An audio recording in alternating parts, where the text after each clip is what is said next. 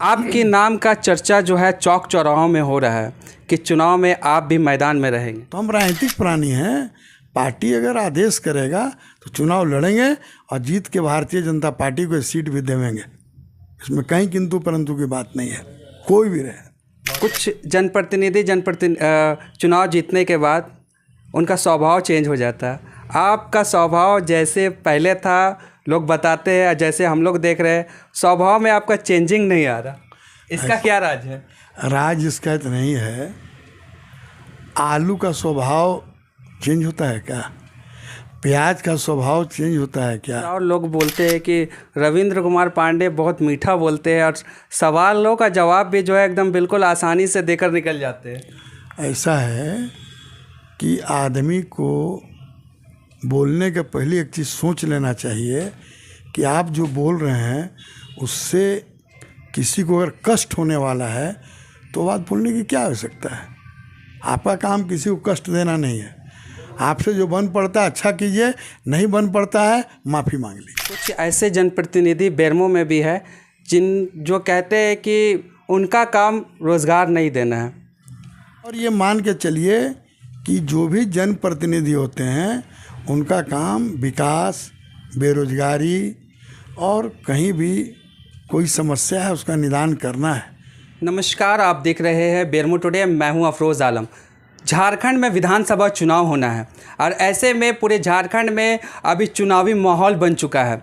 बेरमो की बात करें तो बेरमो के चौक चौराहों में एक नाम की चर्चा खूब ज़ोरों से हो रही है। हम बात कर रहे हैं रविंद्र कुमार पांडे जी की, जो गिरिडीह लोकसभा से 5 बार के सांसद रहे हैं और इनका जो 2019 में इनका जो सीट है वो अलायंस पार्टी को दे दिया गया, आजसू को दे दिया गया है। ये चुनाव यहाँ से हारे नहीं है बल्कि इनका सीट जो है अलायंस पार्टी को दे दिया गया, लेकिन फिर भी जो है ये क्षेत्र में सक्रिय बने रहे और लोगों का काम करते रहे, जनता के बीच जो है हमेशा जनता के समस्याओं का हल करते रहे और जनता के बीच मौजूद रहे।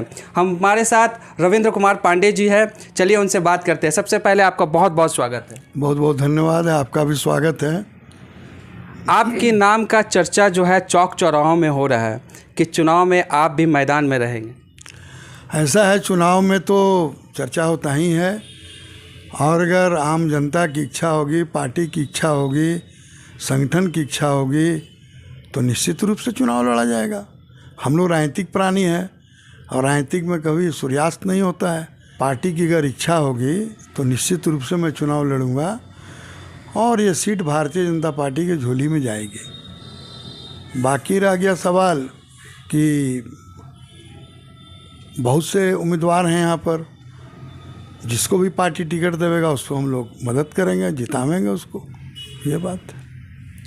खैर, टिकट की बात तो अलग है, लेकिन जो नाम की चर्चा आपको हो रही है, अगर आपको मौका मिलता है यहाँ से चुनाव लड़ने का, जिस तरह से रेस में आपको पहला नंबर में देखा जा रहा है, तो किन वोटरों में आपकी नज़र है?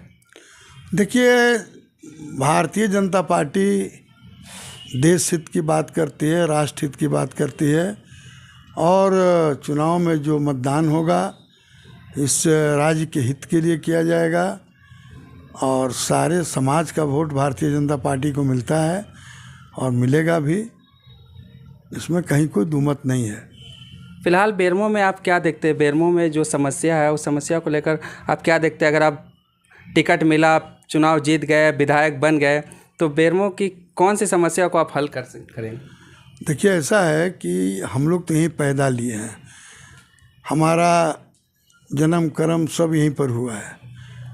यहीं पर हम लोग मिडिल स्कूल से क्लास 1 से लेके और रामविलास हाई स्कूल से मैट्रिकुलेशन किए, ग्रेजुएशन केवी कॉलेज से किए। तो यहाँ के ज़र्रा से हम लोग वाकिफ़ हैं और यहाँ की जो समस्या है, सबसे बड़ी समस्या यहाँ की अभी आज के डेट में हो गई है, वो बेरोज़गारी की हो गई है। तो बेरोज़गारी कैसे दूर हो, शिक्षा के क्षेत्र में कैसे लोगों को, बच्चों को इसका सपोर्ट मिले, साथ साथ स्वास्थ्य की बात है और एक समन्वय की बात है। समाज में समरसता कैसे कायम हो, समाज के लोगों को लगे कि नहीं भाई हम लोग एक परिवार से जुड़े हुए हैं, तो ये सबसे बड़ी बात होती है, उसका निदान किया जाएगा समय के हिसाब से। अच्छा, आप बेरोज़गारी की बात कर रहे हैं, कुछ ऐसे जनप्रतिनिधि बेरमो में भी है जो कहते हैं कि उनका काम रोज़गार नहीं देना है। ऐसा है, देखिए कौन क्या बोलते हैं उस पर तो हम नहीं जाते हैं, लेकिन देश के प्रधानमंत्री आदरणीय नरेंद्र मोदी जी ने 20 करोड़ लोगों को तो गरीबी रेखा से ऊपर उठा दिया, तो कहीं न कहीं तो रोज़गार मिला। और ये मान के चलिए कि जो भी जनप्रतिनिधि होते हैं उनका काम विकास, बेरोज़गारी और कहीं भी कोई समस्या है उसका निदान करना है। कौन क्या बोलता है उससे हमको मतलब नहीं है। हमसे जो बनेगा निश्चित रूप से समय आएगा तो मैं उस समस्या का निदान करूँगा। जब चूँकि भाजपा में एक लंबा समय आपने दिया है और भाजपा के कद्दावर नेताओं में से आप एक है, अभी की जो राजनीतिक माहौल बन रही है पूरी झारखंड में, चंपई सोरेन को अचानक भाजपा में लाया जा रहा है, 30 तारीख को उनका सदस्यता ग्रहण भी है, तो इस पर क्या कहेंगे कि अचानक चंपई सोरेन को भाजपा में ज्वाइन कराना? देखिए, भारतीय जनता पार्टी गंगा के समान है और इसमें जिनको भी आना है वो आ सकते हैं। और चंपई दा झारखंड मुक्ति मोर्चा के वरिष्ठ नेता हैं और वो गुरुजी के साथ काम किए हैं, सब लोग इस बात को जानते हैं। तो जहाँ सम्मान मान नहीं रहेगा तो मान सम्मान के लिए लोग राजनीति करते हैं, और आज के तारीख में कहीं न कहीं उनको मन में ठेस लगा तभी वो भारतीय जनता पार्टी में जा रहे हैं, और बहुत से भी लोग आने वाले हैं, उस समय पर पता चलेगा।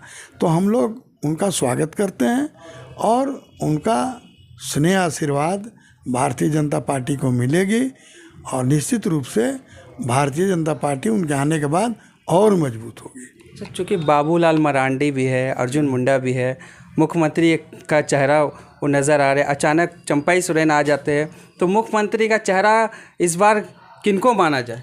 देखिए, ऐसा है, भारतीय जनता पार्टी में मुख्यमंत्री कौन होगा ये बात का विषय है।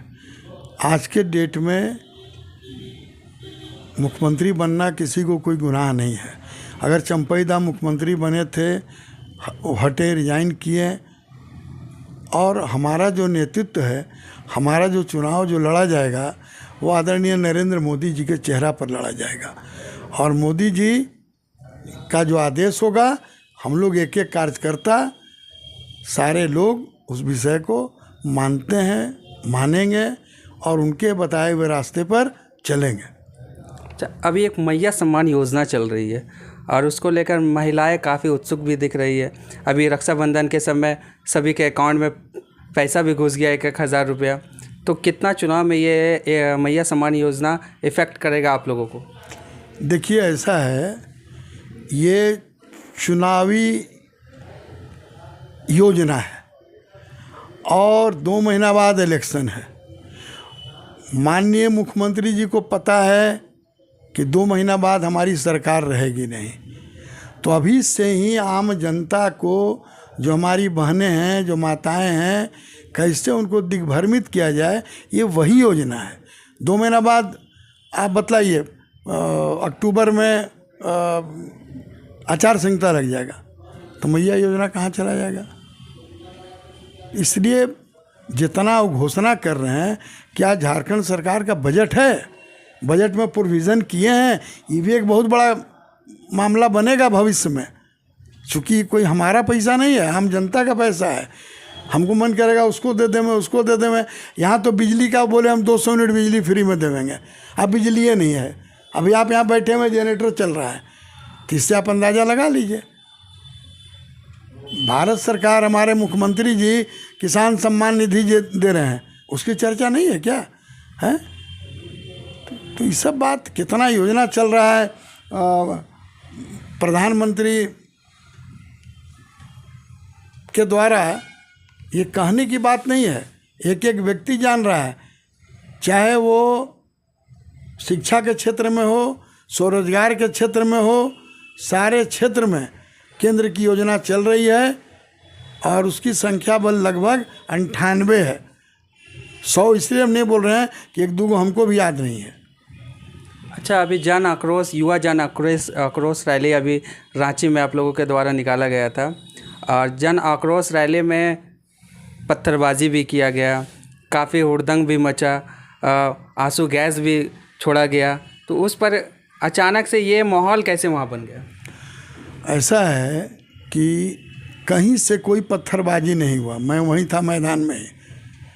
जब हमारे प्रदेश के अध्यक्ष बाबूलाल मरांडी जी का भाषण चल रहा था, उसी टाइम में टीआर गैस छोड़ा गया, पानी का फव्वारा छोड़ा गया, एक से एक, बल्कि उधर से ही गोली का आवाज़ भी आया। यहाँ कौन जो आया बेचारा कार्यकर्ता पथराव काहे के लिए करेगा, और उनको शांतिपूर्वक ढंग से मुख्यमंत्री जी का आवास का घेराव करना था। यही तो था हम लोग का आदेश, जो पंफलेट था, जो ऑर्डर था। सो अब 12,000 लोगों पर मुकदमा किए हैं। कहाँ से गिनती किए 12,000 आदमी, जो हमारे रणधीर सिंह विधायक पूर्व मंत्री, उन पर FIR हुआ है, वो उस दिन दुमका कोर्ट में थे। हम लोग तो राज्यपाल महोदय से हमारे नेता कंप्लेन कर रहे हैं कि इसको जांच करवाया जाए, ये फॉर्जरी केस हुआ है। ये इसीलिए केस किया गया है कि चुनाव के समय एक आदमी को पकड़ेंगे, बोले आप थे वहाँ, आप पर वारंट है। ये वही मामला है और कुछ नहीं है। अच्छा, पॉलिटिकल सवाल से थोड़ा हटकर आपसे सवाल किया जाए। सवाल ये है कि आप 5 बार के सांसद भी रहे हैं और अभी भी जो है क्षेत्र में काफ़ी सक्रिय नज़र आते हैं, लोगों के दुख सुख में भी पहुंचते हैं। कुछ जनप्रतिनिधि चुनाव जीतने के बाद उनका स्वभाव चेंज हो जाता है। आपका स्वभाव जैसे पहले था, लोग बताते हैं, जैसे हम लोग देख रहे हैं, स्वभाव में आपका चेंजिंग नहीं आ रहा, इसका क्या राज है? राज इसका इतना नहीं है।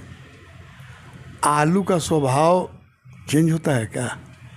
प्याज का स्वभाव चेंज होता है क्या? भात का स्वभाव चेंज होता है क्या? जब से आप होश संभाले हैं, आलू खा रहे हैं। आलू में कोई चेंजिंग है? गर्मी, बरसात, जाड़ा, सब टाइम में हरा रहता है। तो हम लोग का स्वभाव क्या चेंज होगा? हम लोग के मौसम थोड़ू ना है कि जाड़ा के टाइम में जाड़ा ठंडा लगने लगेगा, गर्मी के टाइम में गर्मी लगने लगेगा। ऐसा बात तो है नहीं। हम लोग जो है सो ही रहेंगे। हम लोग कार्यकर्ता हैं और कार्यकर्ता के रूप में काम कर रहे हैं। चेंज क्या होगा? कुछ नहीं चेंज। एक चीज़ और लोग बोलते हैं कि रविंद्र कुमार पांडे बहुत मीठा बोलते हैं और सवालों का जवाब भी जो है एकदम बिल्कुल आसानी से देकर निकल जाते हैं। ऐसा है कि आदमी को बोलने के पहले एक चीज़ सोच लेना चाहिए कि आप जो बोल रहे हैं उससे किसी को अगर कष्ट होने वाला है तो बात बोलने की क्या आवश्यकता है? आपका काम किसी को कष्ट देना नहीं है। आपसे जो बन पड़ता है अच्छा कीजिए, नहीं बन पड़ता है माफ़ी मांग लीजिए, सीधा बात। और क्यों नहीं हो रहा है काम, उसके बारे में भी ब्रीफ कीजिए। रविंद्र कुमार पांडे सच बोलते हैं, ऐसा लोग बोलते हैं, चौक चौराहों में ऐसी भी चर्चा है। तो एक सच हम लोग जानना चाहेंगे और पूरी जनता भी जानना चाहेंगे कि इस बार आप चुनाव मैदान में चुनाव लड़ रहे हैं ना? देखिए ऐसा है ना, झूठ दुए टाइम में बोलना है आपको, ये भी बतला देते हैं। किसी का अगर जान बचाना है तो ज़रूर झूठ बोलिए, और किसी को अगर आपसे कोई समस्या है और आपसे नहीं हो पा रहा है, वो आदमी बहुत ज़्यादा नाराज़ है, तो आप झूठ बोल सकते हैं। रह गया सवाल चुनाव का, तो हम राजनीतिक प्राणी हैं। पार्टी अगर आदेश करेगा तो चुनाव लड़ेंगे और जीत के भारतीय जनता पार्टी को सीट भी देवेंगे। इसमें कहीं किंतु परंतु की बात नहीं है, कोई भी रहे। बहुत बहुत धन्यवाद। तो ये रविंद्र कुमार पांडे जी है, जो कि गिरिडीह लोकसभा से 5 बार के सांसद भी रहे हैं, और इस बार जो है चौक चौराहों में इनकी नाम की चर्चा हो रही है कि इस बार जो है बेरमो से ये चुनाव लड़ेंगे, और बेरमो से चुनाव लड़ेंगे भी, और इनका कहना है कि चुनाव लड़कर जीतेंगे भी, और भाजपा को बेरमो विधानसभा की सीट वो तोहफे के तौर पे देंगे। तो आप देख रहे थे बेरमो टुडे, मैं हूँ अफरोज़ आलम। धन्यवाद।